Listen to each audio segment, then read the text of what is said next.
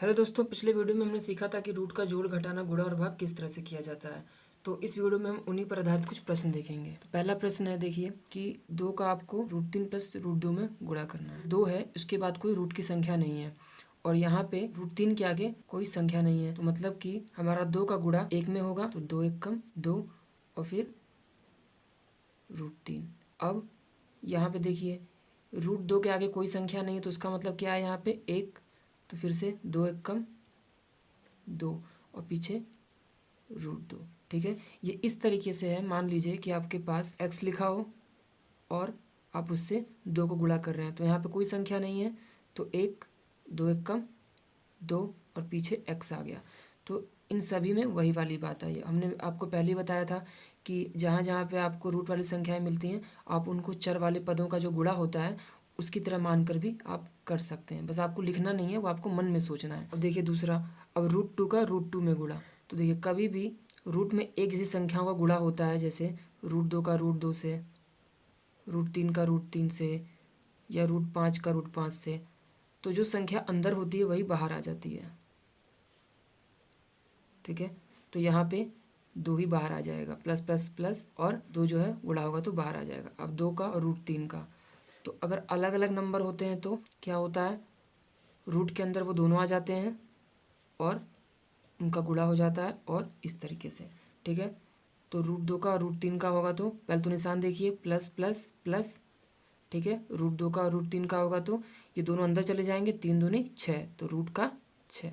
इसके बाद तीसरा देखिए, सबसे पहले निशान का प्लस प्लस प्लस, तो कुछ नहीं लिखेंगे, 3 8 24, और रूट की संख्याओं का अब गुणा होगा तो √5, और क्या यहाँ पे कोई रूट की संख्या है, नहीं, तो √5 ही केवल लिख दिया जाएगा। तो सबसे पहले आपको निशान का गुणा करना है, उसके बाद जो संख्याएं रूट में नहीं है, जो बाहर है, उनका गुणा करना है, और फिर अंत में आपको रूट की संख्याओं का गुणा करना है। ये जो भी हम अभी कर रहे हैं इसमें सभी में आपको यही ध्यान देना है। सबसे पहले निशान का, दूसरे नंबर पे वो संख्या जो रूट में नहीं है, और तीसरे नंबर पे वो संख्या जो रूट के अंदर है। ठीक है, प्लस माइनस माइनस और 3 का गुणा आप यहाँ पे करेंगे तो इसके आगे क्या है, कुछ भी नहीं, तो मतलब 1, 3 1 कम 3, √5 का √2 से होगा तो फिर से वो 5 और 2 अंदर चले जाएंगे, तो 5 दूनी 10। अब यहाँ पे देखिए प्लस प्लस प्लस, तो कुछ भी नहीं लिखेंगे, यहाँ पे इस √2 के आगे कुछ भी नहीं लिखा हुआ, तो मतलब 1 2 1 कम 2, √2 का गुणा 2, तो जब 2 बाहर आएगा तो बाहर वाले 2 से फिर से गुणा में हो जाएगा। ठीक है, जब ये वाले जब गुणा होंगे दोनों, तो इनका 2 जो है वो बाहर आएगा, और ये जो 2 बाहर आया है वो बाहर वाले 2 से गुणे में आ जाएगा। ठीक, अब देखिए अगले वाले से प्लस प्लस प्लस, 2 का 3 से तो 6। ठीक, और √2 का √5 का, तो रूट में 2 गुणा 5 मतलब 10, और ये 2 दूनी 4, तो ऊपर वाला यहाँ उतार दें इस तरीके से। अब देखिए यहाँ पे प्लस प्लस प्लस, तो कुछ नहीं लिखेंगे, रूट में जो संख्या नहीं है 2, और यहाँ पे 3, तो 2 3 6। अब रूट के अंदर जो संख्या है 7 और 2, तो 7 दूनी 14 यहाँ पे। ठीक, प्लस माइनस माइनस, सबसे पहले निशान का, उसके बाद संख्या का जो रूट में नहीं है, 2 5 10, और 7 का और 3 का, मतलब अब जो रूट के अंदर है, तो 7 3 21।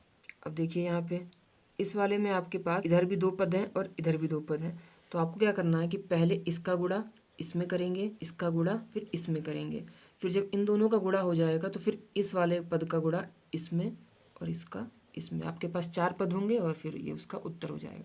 तो देखिए प्लस, यहाँ भी प्लस प्लस प्लस प्लस, कुछ नहीं लिखेंगे, 4 है यहाँ पे, इसके आगे क्या है 1, तो संख्या संख्या की रूट में नहीं है। ठीक है, तो 4 1 कम 4, और देखिए यहाँ कोई रूट नहीं है, लेकिन यहाँ तो √3, तो √3 उतर गया। ठीक, प्लस, तो प्लस माइनस माइनस, 4 दूनी 8, रूट का 5 उतर जाएगा, क्योंकि यहाँ कोई नहीं है रूट में, तो यहाँ पे ऐसे ही। तो फिर से अब इन दोनों का हम लोग कर चुके हैं, अब इसका इसमें और फिर इसका इसमें एक बार, तो प्लस प्लस प्लस 3, और इसके आगे कुछ नहीं तो 1, तो 3 1 कम 3। अब √2 और √3 का, तो 2 3 6, प्लस माइनस माइनस, अब 3 और 2 का जो रूट में नहीं है, 3 दूनी 6, और √2 और √5 जो अब रूट में है, तो 2 5 10। तो इसके आगे भी ये सॉल्व किया जा सकता है, अगर इसमें से किन्हीं भी रूट की संख्याओं का, किन्हीं भी पद का, मतलब किसी भी 2 पद का या 3 पद की अगर रूट की संख्याएं एक जैसी हों, जैसे कि अगर यहाँ पे √3 है तो यहाँ पे √3 होता है, या यहाँ पे या यहाँ पे, या √5 एक और √5, तो इस तरीके से अगर होता तो वो और आगे भी सॉल्व करी जा सकती थी। लेकिन यहाँ पे जितनी भी रूट की संख्याएं सारी की सारी अलग हैं, तो हमारा यही फाइनली आंसर हो जाएगा। अगर जैसे कि मान लीजिए ये ना होकर ये होता कुछ इस प्रकार से, ठीक है, तो हम क्या करते हैं, इसको आगे भी सॉल्व किया सकता है। क्यों?